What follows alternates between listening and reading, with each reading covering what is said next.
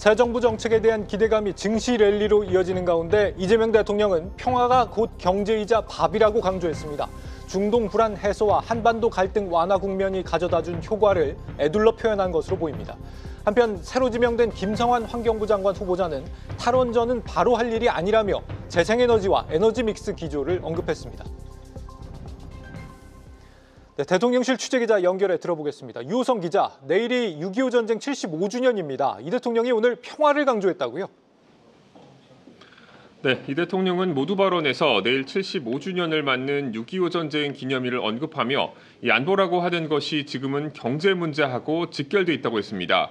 그러면서 평화가 경제고 밥이라는 이야기가 구호가 아닌 현실이 됐다고 강조했습니다. 군사적 위협이 없는 평화가 유지돼야 이 경제가 안정되고 이를 바탕으로 경제적인 번영을 꾸릴 수 있다는 점을 강조한 것으로 풀이됩니다. 실제로 중동 지역에서 확전 우려가 줄어들면서 원유 가격이 안정을 찾는 모습을 보이고 있습니다.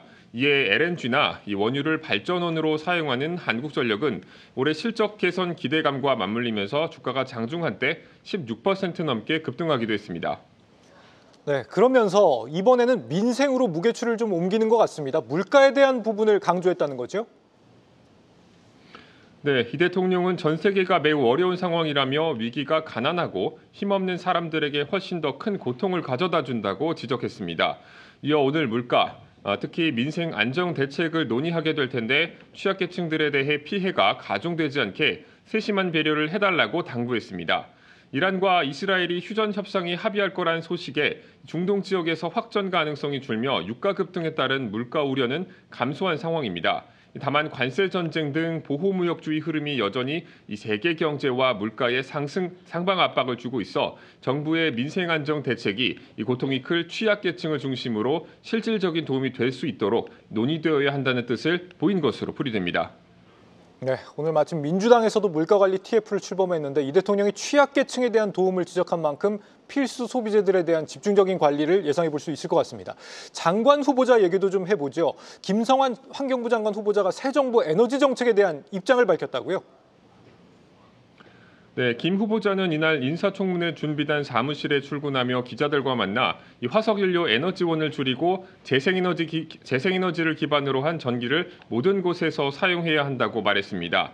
이어 한국 기업들이 더는 화석연료에 의지하지 않으면서 새로운 에너지를 사용할 수 있도록 체계를 마련하겠다고 덧붙였습니다. 탄소를 배출하는 화석연료에서 벗어나 재생에너지로 전환 의지를 분명히 밝힌 건데요. 그러면서도 이 당분간 원자력 발전을 보조적인 수단으로 활용하겠다고 했습니다. 발언 들어보시죠.